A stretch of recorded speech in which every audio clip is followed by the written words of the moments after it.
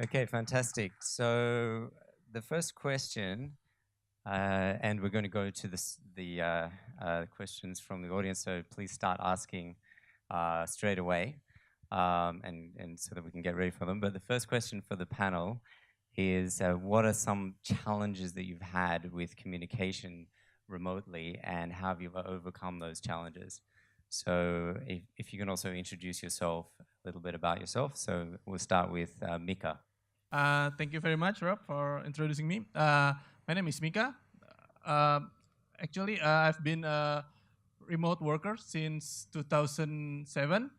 But back then, to be a remote worker is a little bit hard because it's a little bit unheard of. So it's challenge to explain it to person that we know, especially to our family, because they think we are just slacking off at the home, just not really working. But nowadays it's already we are in a conference about co-working. About working remotely, which is great. And well, yeah. My name is Mika. I work as a software developer. Currently, I work as one of the lead software developer for Ogilvy Australia. It's an advertising company. I think it's quite big. They have another branch also in another country, and I'm currently based in Indonesia, especially in Bali. So yeah, we are What sort communicating of with. challenges Sorry. have you had communicating Okay, remotely, sorry. I'm introducing myself a and little how bit too did you much. overcome those Yeah. challenges? So basically, most of the challenge that we face is the cultural and the language barrier, because in a remote working space, we collaborate with a lot of people from different country, and then with different culture, and also especially with different time zones. So yeah, that's it's So what do really you do a to challenge. overcome the challenge? Um, we use a lot of tools and software to overcome that. We use Slack, and also we use a lot of atlassian tools like Jira, and the stash, and a lot of documentation tools, so we can put all of our workflow in one place so everyone can access it. Okay. Same question for Reg, if you want to also introduce yourself. Great. My name is Cheramy. I'm the CEO of Stormboard. Stormboard's a tool we help remote teams share sticky notes and whiteboards. So, we've all been in that scenario where you've got a remote team, and we all try and collaborate in a very spatial fashion. And whiteboards are sort of the number one way that we collaborate. And sharing a remote whiteboard is often a challenge. Many of our customers come to us and say, we used to hold a webcam up to a whiteboard so that the remote team could see what's going on and try and keep up. That doesn't sound to me like collaboration. It's really hard for the team on the other end to actually, get engaged and get collaborative. So, Stormboard really solves this problem. It allows remote teams to all participate in 100% real time. But at the same time, our customers have another problem with time zones. Remote teams have offices around the world, and so both the synchronous and asynchronous nature of our product lets them catch up on their own time, or work together in real time. So, I think in terms of key problems that companies have that are doing remote collaboration is really keeping everyone on the same page, dealing with time zones, and just really making their meetings more effective. So a bit of a different question for Marit, based on you actually have a hiring software. So what are your tips for hiring remotely? Hi. Sorry, I've lost my voice, but I'm all good. First, I'm Marit from Estonia. And I jumped into a startup world like 7 or 6 years ago when I joined company Toggle, which is a time tracking tool like Time Doctor. And quite soon, I worked there as a product manager, and quite soon my previous bosses made me an offer to start a new startup with them, which actually was an internal tool that we've been using for Toggle to overcome the hiring problems, and that helped us to become a remote company. And so last year we decided to bring that to the market. So that's my backstory. Today we have like about 100 people fully remote all over the world.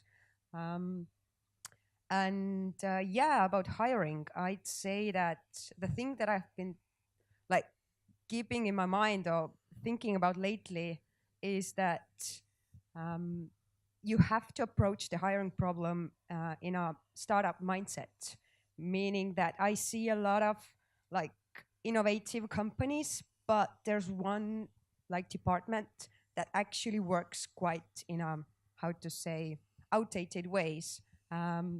So this is my first like suggestion. Handle hiring as with the startup mindset. Secondly, let first figure out, I think Laura mentioned it in her talk, that she focuses on skills. She figures out like what skills are needed in the team to make the team even better.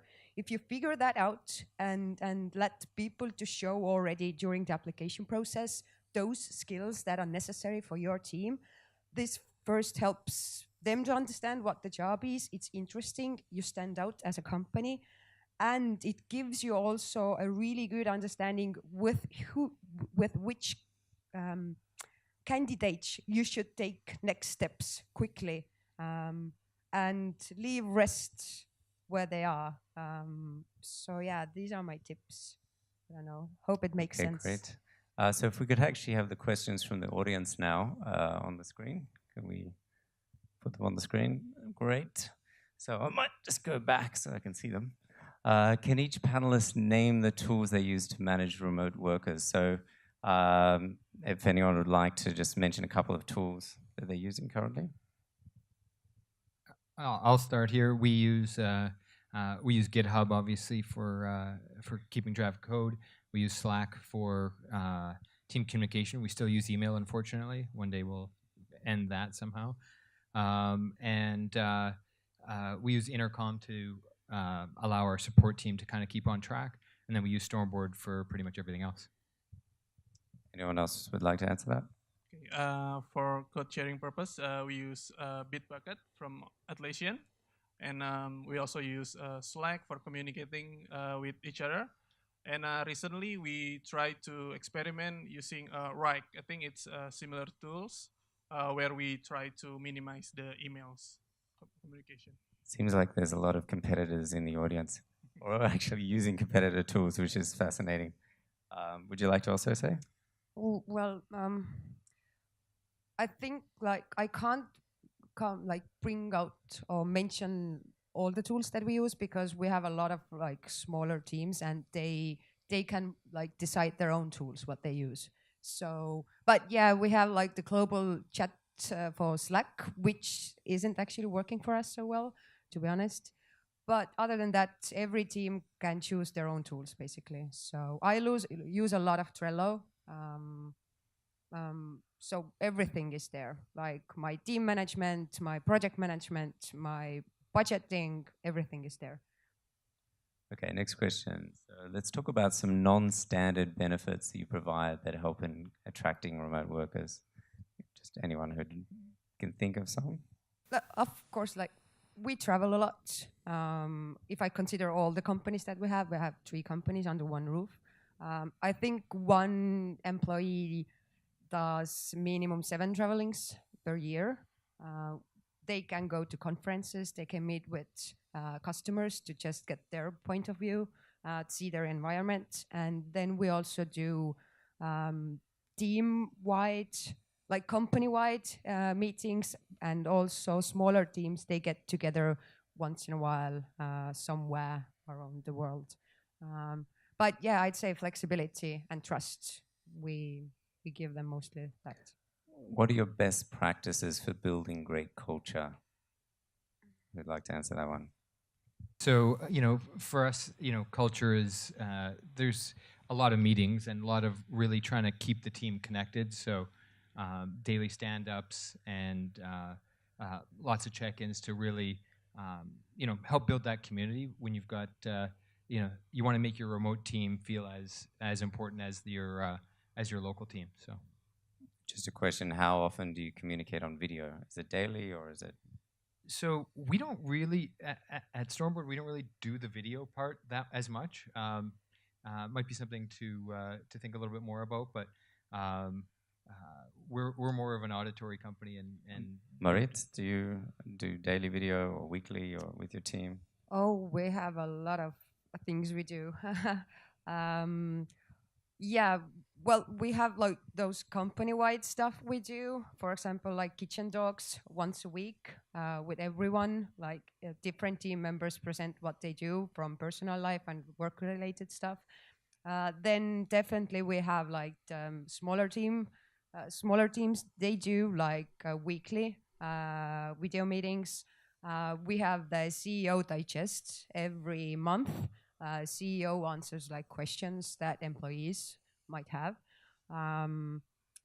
Yeah, we do a lot of coaching for team leads, and this is online constantly. Yeah. Okay, what's a common misconception you think traditional companies have about going fully remote? A common misconception, like something that non-remote companies think is true, but it's not really true about remote work. Okay, let me start. I think mostly it's about the people who don't really know about the working remote thought us as a freelancer, but actually not. We are actually working full time for a job, but instead of working in an office, we can work anywhere, especially if we have the good internet connection. I think it's that the main misconception. Okay. There's also a question here about scaling a company from 5 to 50 staff. I think that was you. Did one of you guys scale from 5 to 50? I think your company has. So were you there when it was 5 people? Oh, yeah, I joined Toggle when it was, I think, 10 or 15 people. And I saw the struggle. I was there, I was hands-on. Well, if you don't know about Estonia, then there's 1.3 million people, and it's a hotbed for startups, which means that at some point you just literally don't have people to hire anymore because they are all taken. And we were really struggling with it. And the only way how we could like overcome it was to become a remote company and start hiring remotely. And of course, the first question was like, how can you approach someone who is on the other side of the world? How can you break the borders? How can you get their attention? And then the second question was, how can you evaluate them? They have different culture. They may understand tasks or things differently. So how to make sense there? And yeah, what we figured is that we have to approach them in places where they are active. We have used no job boards ever. We don't source people from LinkedIn. We try to get their attention in places where they're active in social media, for example. We let them apply in a unique way. They can, in 10, 15 minutes, they can show their skills right away. And yeah, then we have a bit more about the candidates than the CV or the social profile.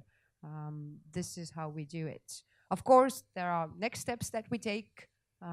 We have test drive after the initial screening. Then there are a bunch of interviews with smart questions. And then in the end, we also do paid test week to just so that we could train working together if we actually fit to each other. So this is the whole process we do for hiring. Okay, next question. Can you tell us some of the failures of what actually didn't work out for you guys when you're working remotely? I think mostly internet is really important for us in order for us to communicate. So sometimes, especially here in Indonesia, where some place the internet really doesn't have a good connection, so we have to find a good co-working space that can provide us with a good internet. I think that's one of the. Okay. You'd Yeah, like to answer that? Yeah, sure. For us, I think it comes down to prioritization and keeping the team aligned in the right direction.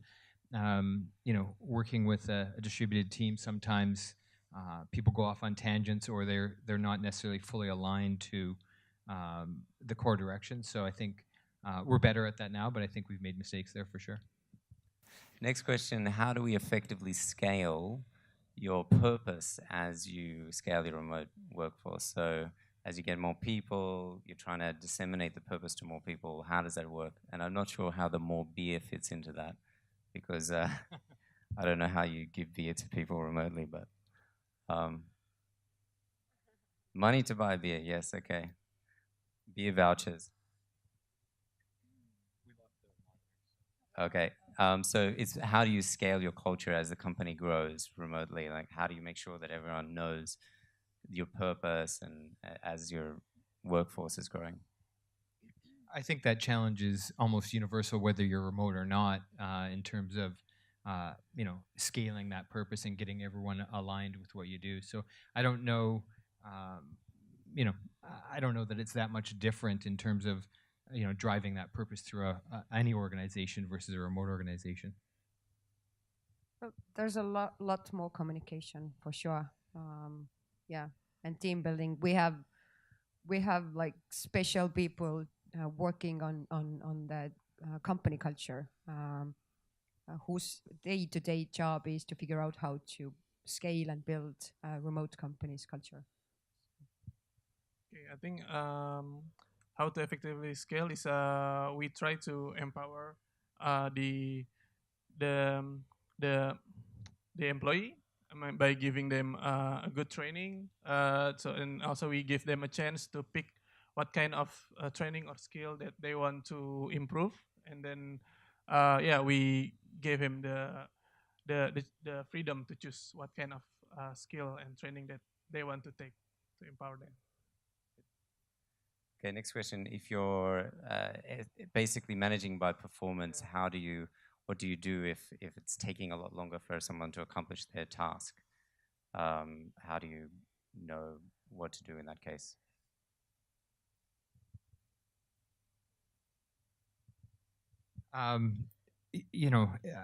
Managing particularly developers is hard no matter what you're doing, whether they're remote or not. It's just a little harder to check in with a remote employee rather than walking over to their desk and having a conversation. I think it's really about setting expectations, setting goals, and having everyone know their expectations and deadlines, and really working to meet them. I think it's this, again, the same managing a remote team and a local team, except you just have to have much more communication. Okay, fantastic. Next question about HR. Like, how does an HR's role differ in a remote company? Well, I think that HR and recruitment are a bit different departments, at least in my head.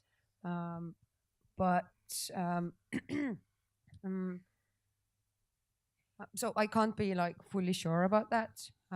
But probably it's the same. Like, just there's a lot more communication. There's a lot more dealing with people's travelings and a lot of more paperwork. I think a lot of more surveys about the well-being, collecting more data, talking to people.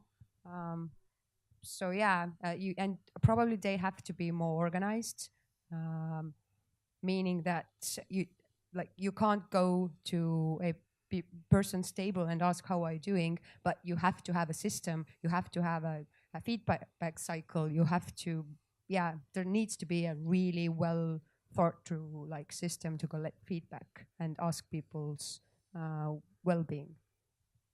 Fantastic. Okay, next question's interesting. Do you need to offer local employee benefits bonus, pension, etc., based on the country of the employee, or can it all be just paid as a fixed amount? I guess it's really saying, is the person an employee or a contractor if you're hiring in multiple countries around the world? So do you guys have experience with that? We don't. Most of our sort of distributed remote people are contracts, so Okay. we don't. All our employees are our official employees are local, so they get all the same bonus and pension and whatnot. But our remote teams are usually contract. Yeah, same here. And we're just going to do 3 more questions, and then we'll go on to the next session. So what's the best method to compensate remote work, especially if you're focusing on a task-based outcome rather than hourly-based? So how do you compensate people in general? I think it's best if we have a different option for the employee. We can ask them, do they prefer to be paid task based or the hourly based? Because some of the persons still prefer the hourly base compared to task based. So I think it's best if we ask, if we have an option whether we can pay task based or hourly based. Anyone else want to? No. We usually, like, this is just a personal preference. We usually do task based for our remote contract work. Just we set an outcome and get a deliverable. We have done hourly as well, but our preference is task based in that scenario. Do you find that with the task-based work that people tend to underestimate how long it's going to take and then get frustrated that they're not getting paid enough? That'll happen. As with any project, there's scope creep. There's issues there, but I think that all comes down to just being fair. And if either the scope creeped or if the work's more than was there, you just adjust and fix. Do you do any task-based work, or is it all full-time? Or do you... Everyone is full-time in our companies. Yeah. Okay. So a couple more questions. What is the single most important thing you do to foster team culture?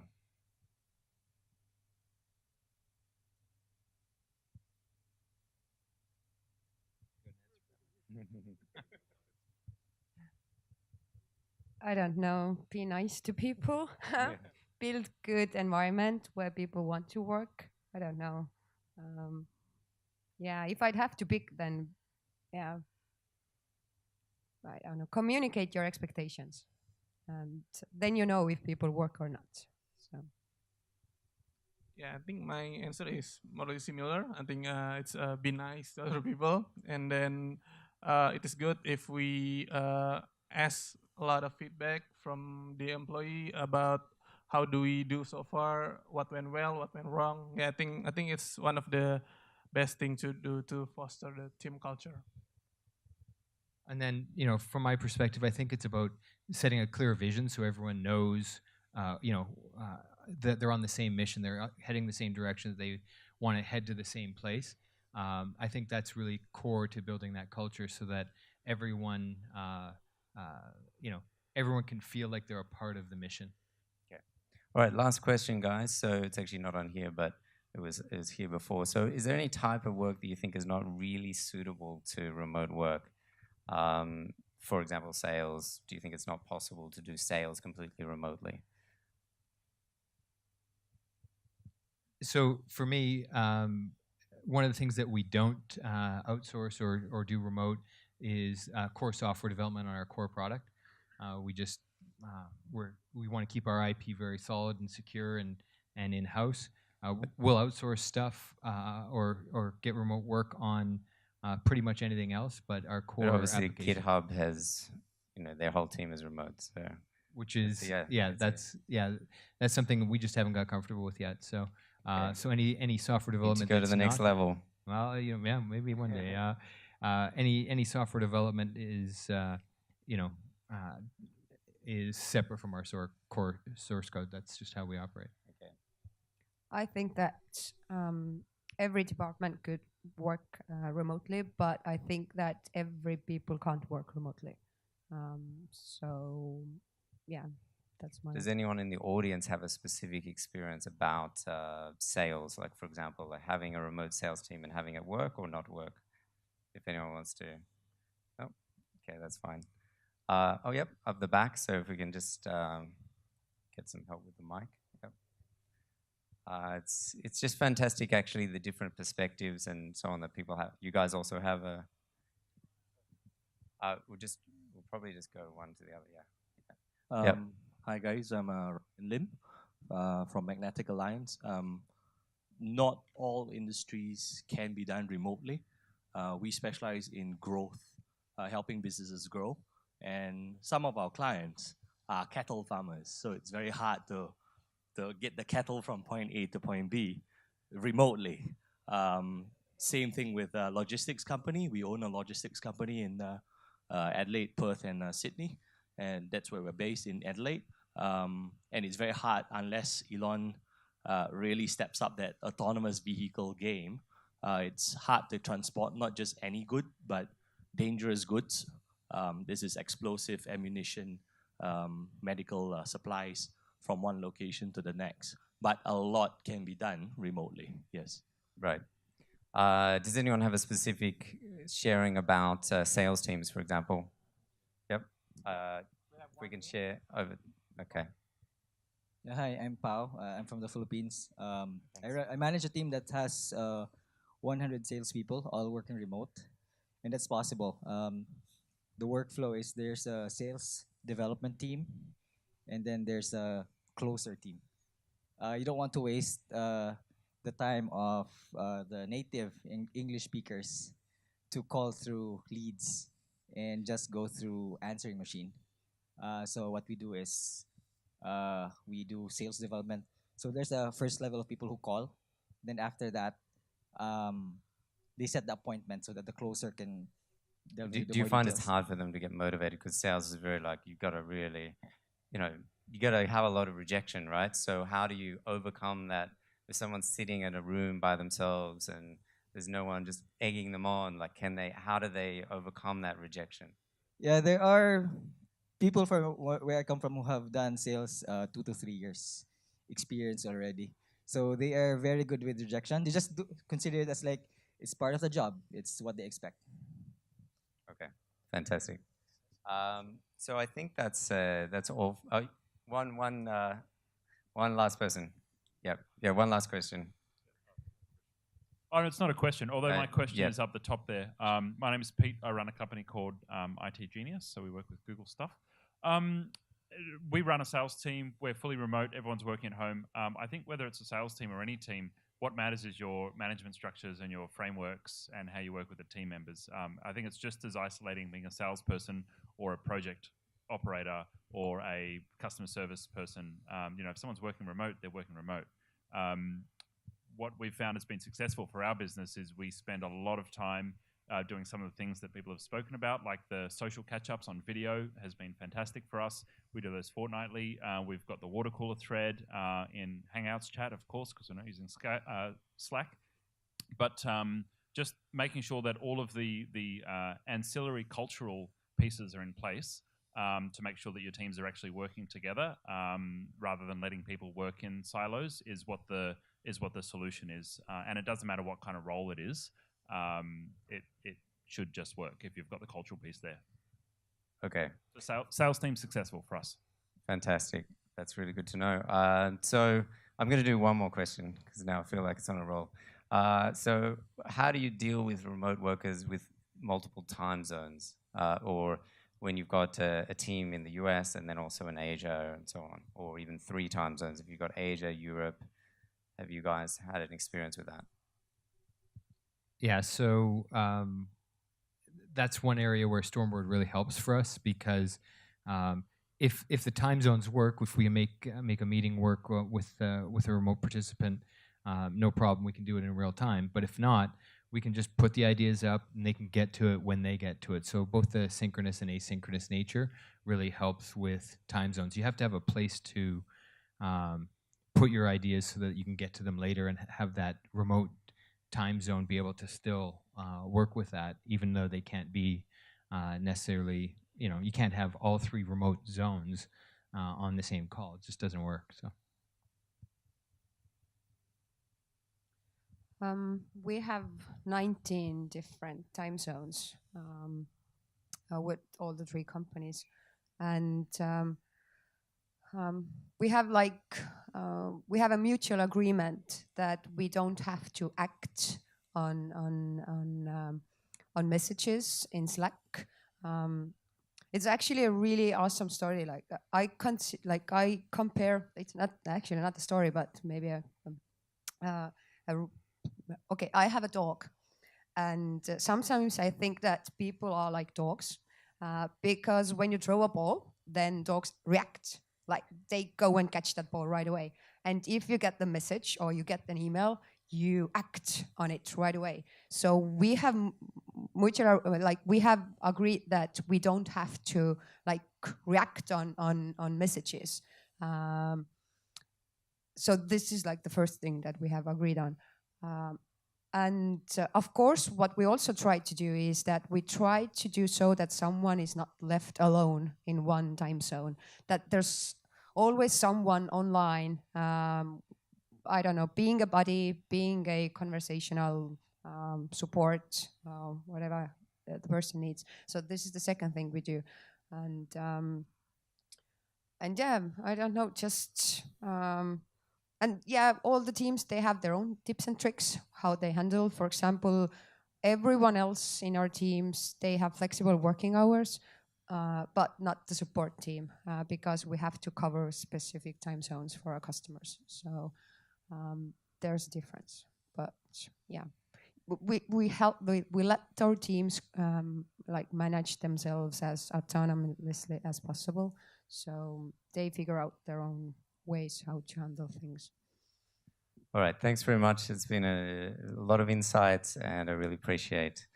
So give a hand to the panel.